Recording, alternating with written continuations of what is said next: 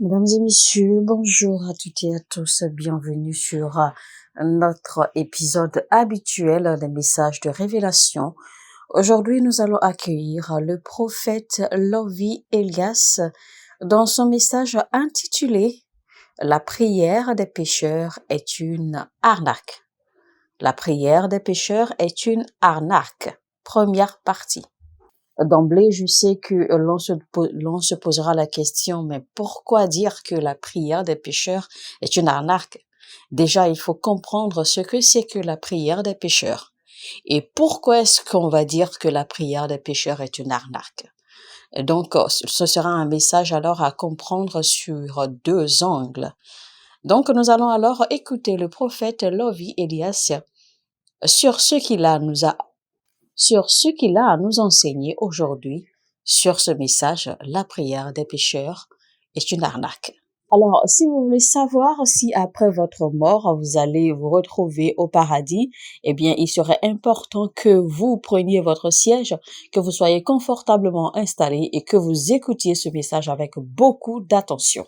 Alors aujourd'hui, en tant qu'enfant de Dieu, quand l'on nous pose la question, es-tu certain que tu vas aller au paradis après ta mort? Eh bien, beaucoup répondent immédiatement oui. Pourquoi? Parce que beaucoup sont simplement focalisés sur le fait qu'ils ont accepté Jésus-Christ, sur le fait qu'ils servent Jésus-Christ. Et c'est sur cette base qu'ils se disent que oui, évidemment, après leur mort, qu'ils iront directement au paradis. En réalité, ce que beaucoup ne savent pas, ce n'est pas tout à fait le cas. Parce que ce n'est pas du tout, en fait, l'assurance, d'accord, pour aller au ciel. Avoir Jésus-Christ, ou bien servir Jésus-Christ, ou bien avoir accepté Christ, n'est pas du tout, en fait, une assurance pour aller au paradis immédiatement après votre mort. Bon, sinon, avoir accepté Christ, en fait, fait partie des piliers, d'accord, qui vous qualifient pour aller au paradis après la mort. Mais ce n'est pas la clé, ce n'est pas la base, ce n'est pas l'assurance. Le fait d'avoir reçu Christ n'est pas une assurance parfaite que vous allez au paradis après la mort. Bon, maintenant, qu'est-ce que j'appelle la prière des pécheurs? En fait, la prière des pécheurs ici, c'est la prière que l'on nous demande de réciter, d'accord, ou les paroles que l'on nous demande de réciter pour en fait accepter Christ. Quand quelqu'un décide de soumettre sa vie à Christ, eh bien, on lui demande de se mettre à genoux et on lui demande de répéter ces paroles, d'accord, après soi. Et que après, eh bien, donc en répétant ces paroles, en fait, vous confessez Christ, vous confessez vos péchés, vous dites que vous acceptez Christ dans votre vie, que vous lui soumettez votre vie et tout cela. Et puis bon, fini. Et quand vous finissez, on prie pour vous et on vous dit que bon, voilà, désormais, vous avez accepté Christ, votre vie a changé, désormais vous êtes en Christ, Christ est en vous, et voilà. Donc, c'est ça, en fait, que j'appelle la prière des pécheurs. Et cette prière, je répète encore une fois, cette prière des pécheurs, en fait, cette prière, cette façon de faire cette prière pour dire ou pour faire croire aux gens, en fait, qu'ils ont confessé Christ et qu'ils ont reçu Christ dans leur vie, eh bien, ce n'est qu'une arnaque.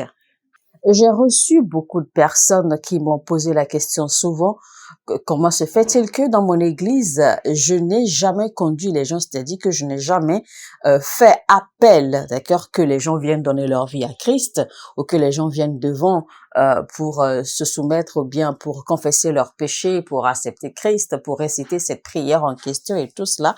Beaucoup m'ont toujours posé la question, pourquoi est-ce que moi je ne fais pas cela? En réalité, c'est parce que les gens ne connaissent pas. Le problème ici, c'est que les gens n'ont pas compris comment Dieu a établi le système pour que les gens viennent en Christ ou pour que les gens confessent Christ et recevoir leur salut et demeurer, d'accord, dans ce salut ou conserver ce salut. Les gens n'ont pas compris comment Dieu a établi son système.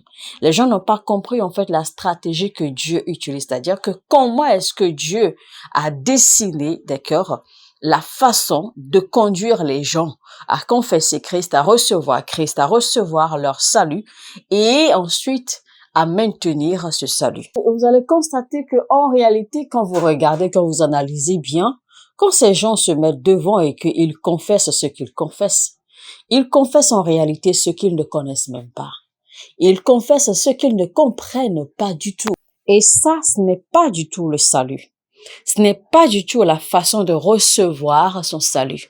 Alors, quand les gens vous prêchent et que les gens vous disent, par exemple, que l'enfer est réel et que si vous ne faites pas ceci, si vous ne faites pas cela, que vous allez vous retrouver en enfer et que vous n'irez pas au paradis. Et à cause de cela, eh bien, beaucoup prennent peur. Et pour ne pas se retrouver, d'accord, dans le feu de l'enfer, eh bien, beaucoup courent pour aller, soi-disant, confesser Christ et recevoir Christ, pensant que c'est ainsi qu'ils vont se retrouver au paradis. Mais en réalité, le paradis, quand on parle de paradis, il ne s'agit pas, d'accord, de fuir le feu de l'enfer pour en fait aller se retrouver au paradis. Quand on parle de paradis, il ne s'agit pas de faire ou de ne pas faire ce qu'il faut, d'accord, pour ne pas aller en enfer et puis directement se retrouver au paradis. Non.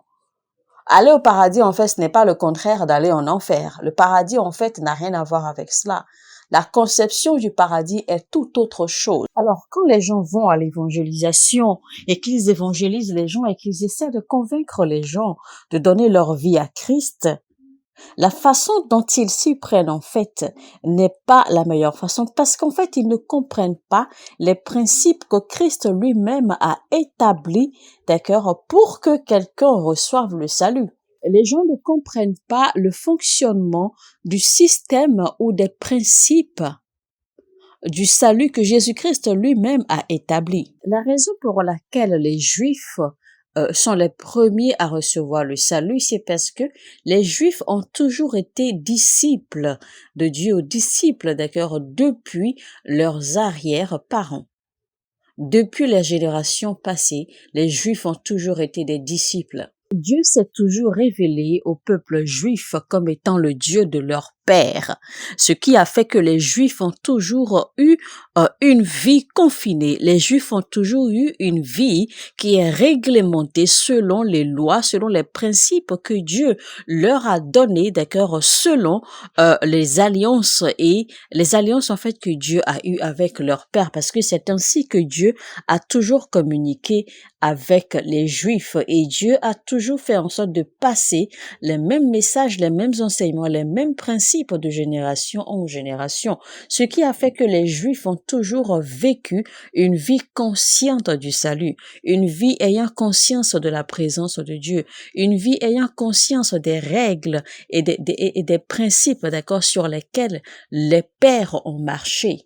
Et c'est ce qui a fait que chaque fois que les Juifs marchaient hors de ces principes, il y avait toujours des répercussions, il y avait toujours des conséquences qu'ils subissaient. Maintenant, il faut souligner que parmi ce même peuple juif, il y a eu des gens qui ne croyaient pas, d'accord, en Dieu. Il y a eu des gens qui ont péri parce qu'ils n'ont pas voulu croire ou parce qu'ils manquaient ou parce qu'ils étaient ignorants. Dans ce même peuple qui était le peuple juif, qui croyait tellement en Dieu, il y a eu des gens, des brebis galeuses, qui ont péri. Sinon, posez-vous un peu la question, comment se fait-il que quelqu'un après la mort se retrouve devant Dieu au dernier jour du jugement et que Dieu le renvoie, que Dieu dise « Dégage de ma figure car je ne te connais pas ». Imaginez-vous un instant que quelqu'un passe toute sa vie sur terre, se retrouve devant Dieu et que Dieu le renie, que Dieu lui dise qu'il ne le connaît nulle part. Ça, c'est quelque chose d'assez dangereux qui puisse arriver à un homme. C'est quelque chose d'assez dangereux qui puisse arriver à un enfant de Dieu. À un enfant de Dieu qui a œuvré toute sa vie pour Dieu. C'est très dangereux que ce genre de choses lui arrive au jour du jugement, que Dieu ne le reconnaisse pas et que Dieu ne reconnaisse pas ses œuvres. Et cela veut simplement dire que vous pouvez être un bon chrétien, vous pouvez toujours aller à l'église, vous pouvez œuvrer pour Dieu, vous pouvez être utile pour le corps du Christ, vous pouvez même, à travers vous, des âmes peuvent être même converties, d'accord, pour Christ. À travers, vous pouvez gagner des âmes pour le royaume de Dieu. En fin de compte, à la fin, c'est vous perdez tout. En fin de compte, vous périssez, c'est-à-dire qu'en fin de compte, vous n'allez pas au paradis. Donc, imaginez un peu comment quelqu'un peut servir Dieu toute sa vie. Comment quelqu'un peut avoir utilisé sa vie pour guérir les malades, pour prier pour les gens pour qu'ils soient délivrés, pour prier pour les gens pour qu'ils soient guéris, pour qu'ils soient restaurés, etc. Quelqu'un passe sa vie à chasser les démons, etc. Mais en fin de compte, au jour du jugement, eh bien, Dieu le renie. Et Dieu lui dit, voici, je ne te connais pas, je ne connais pas tes œuvres. Et certainement, cette personne va se défendre parce que cette personne va toujours dire que elle a toujours œuvré pendant qu'elle était vivante pour Dieu et au nom de Jésus-Christ. Mais Dieu n'aura pas reconnu ses œuvres. Dieu n'aura même pas reconnu cette personne. Imaginez un instant que cela vous arrive. Voyez-vous un peu ce tableau? C'est assez dangereux.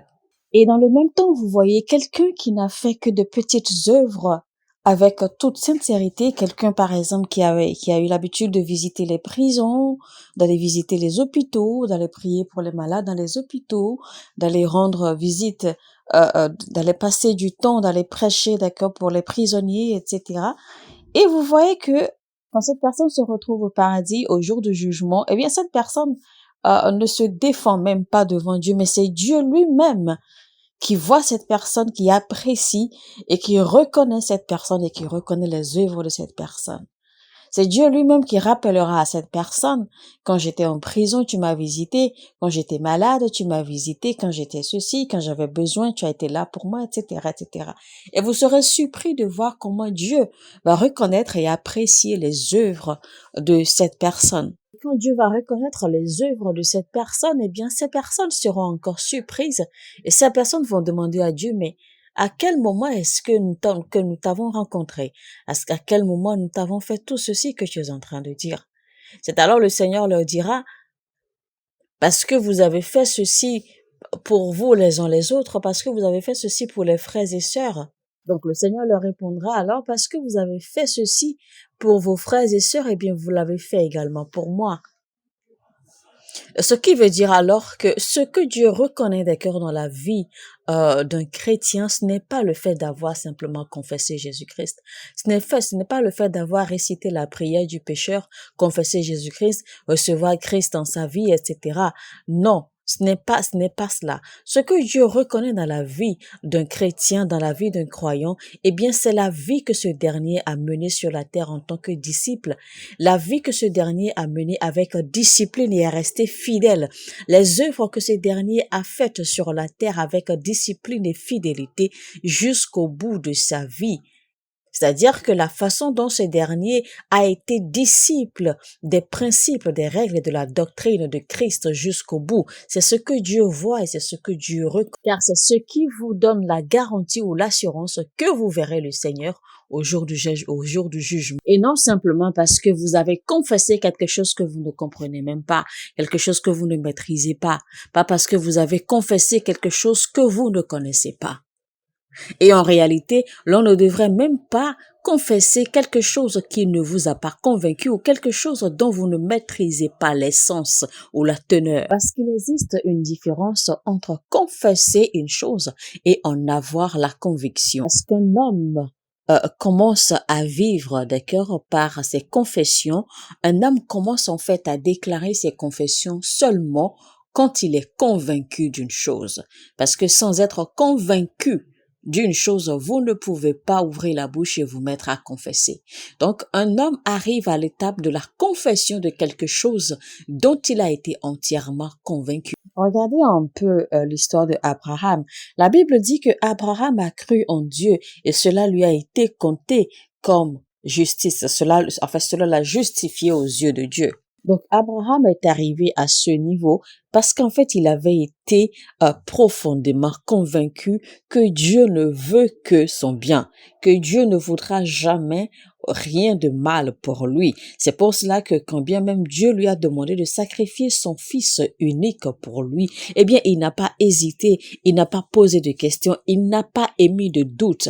Quand bien même cela allait le faire mal, cela allait le faire souffrir terriblement de perdre d'accord son fils unique qu'il a eu une centaine d'années à avoir, mais il n'a pas questionné Dieu et il a simplement décidé d'obéir d'accord en fait à l'instruction de Dieu sans compter la souffrance qu'il allait endurer. Pourquoi? Parce qu'il était convaincu que Dieu ne ferait rien pour le faire mal. Il était convaincu que Dieu ne ferait rien pour le blesser. Il était convaincu que Dieu ne peut pas le tricher et que Dieu ne peut pas le tromper et que Dieu ne peut pas lui mentir. Il était convaincu que Dieu ne veut que son bien en toutes circonstances. C'est alors que sa conviction lui a été comptée pour sa justice. Que c'est votre conviction qui vous conduit à votre salut.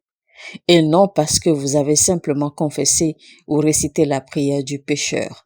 Ce n'est pas en récitant la prière du pécheur que vous allez recevoir le salut. Votre salut arrivera, votre salut se manifestera seulement à travers votre conviction. Et c'est donc le plus grand problème des chrétiens aujourd'hui. On va se poser rapidement cette question. Comment se fait-il que beaucoup de gens dans l'Église vivent encore d'accord dans des grands péchés, ou ce que je pourrais appeler des péchés majeurs, alors que la Bible nous fait comprendre clairement que celui qui a reçu le salut ne pêche plus.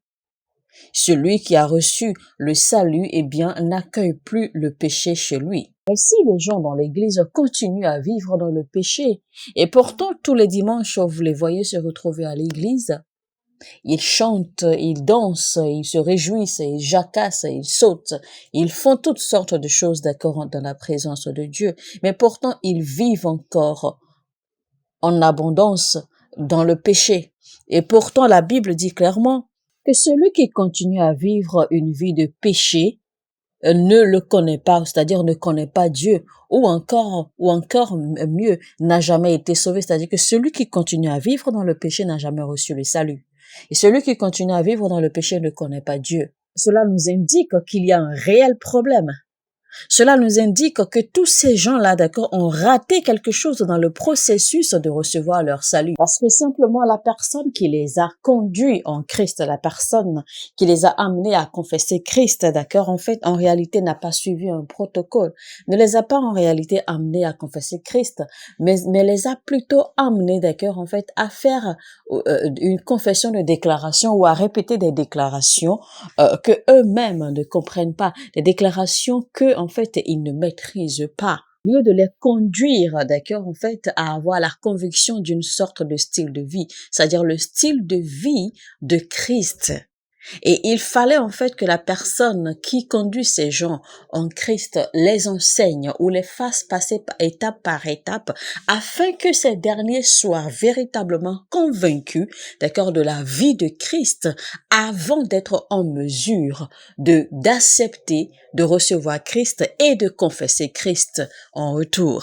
Parce qu'en réalité, ce que nous ignorons, c'est que recevoir le Seigneur Jésus-Christ dans sa vie, recevoir le salut, eh bien, vous impacte d'un certain style de vie, vous influence automatiquement, vous impose une sorte de style de vie qu'il faut adopter. Alors, nous allons parcourir quelques écritures bibliques qui vont vous ouvrir les yeux et vous allez enfin vous asseoir vous-même et réfléchir sur votre vie de chrétien et vous poser des questions pour savoir si véritablement vous avez vraiment reçu le Christ.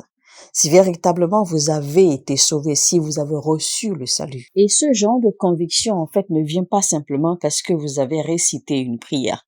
Ce genre de conviction ne vient pas simplement parce que vous avez récité des déclarations qu'on vous a dit de répéter. Parce qu'en réalité, quand cette conviction vous touche ou quand cette conviction vous saisit, eh bien, il y a quelque chose qui commence à changer naturellement en vous, dans votre pensée, dans votre tête, dans tout ce que vous faites. Il y a quelque chose qui commence à changer et vous commencez à ressentir une sorte de transformation. Alors que par vous-même, vous allez comprendre, vous allez réaliser que votre vie sans Jésus-Christ ne sera absolument rien.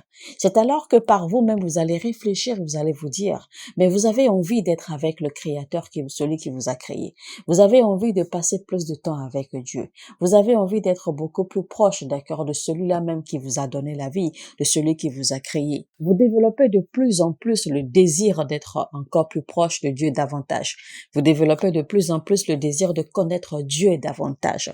C'est seulement à ce moment-là que vous pouvez dire que effectivement vous avez reçu le salut, que le salut est effectivement le salut effectivement vous a possédé ou vous a saisi. Si le salut n'a pas saisi votre cœur, eh bien vous aurez toujours cette envie, vous allez toujours vous poser la question, vous ne serez pas en fait en paix, vous serez toujours sur le qui-vive, vous allez toujours vouloir faire des choses en fait pour plaire à Dieu, vous allez toujours vouloir faire des choses parce que vous avez peur d'aller en enfer. Et quelqu'un va peut-être décider que, ah non, moi je ne veux pas aller en enfer, donc il faut que je commence à œuvrer, il faut que je devienne ouvrier dans la maison de Dieu, il faut que je fasse ceci pour Dieu, il faut que je fasse cela pour Dieu, parce que je ne veux pas aller en enfer, parce que je veux assurer, d'accord, d'aller au paradis et tout cela. Mais non, ça ne se passe pas ainsi.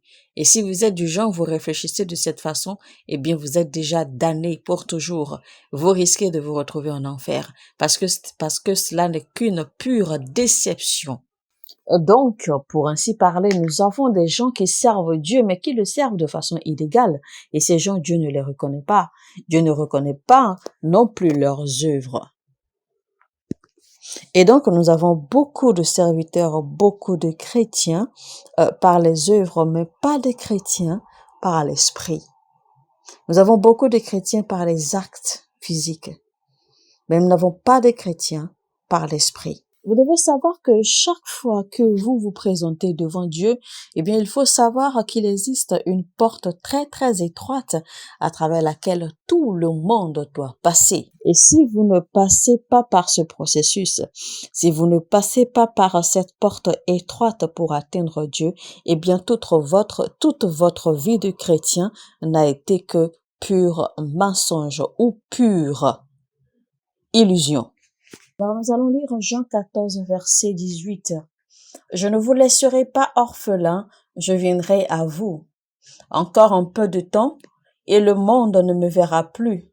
Mais vous me verrez, car je vis, et vous vivrez aussi. » Alors, mesdames et messieurs, nous allons nous en arrêter là pour cet épisode.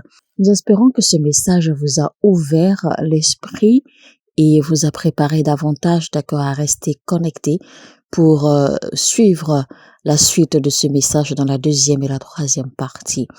Nous espérons également que ce message vous a édifié, que vous avez apprécié. Si tel est le cas, alors n'oubliez surtout pas, likez, cliquez sur le bouton j'aime et partagez autant que vous pouvez. Et si vous n'êtes pas encore abonné à cette chaîne, alors abonnez-vous maintenant et activez la cloche de notification afin de ne rater aucun de nos messages. Je rappelle rapidement, c'était donc le titre « La prière du pécheur est une arnaque », première partie.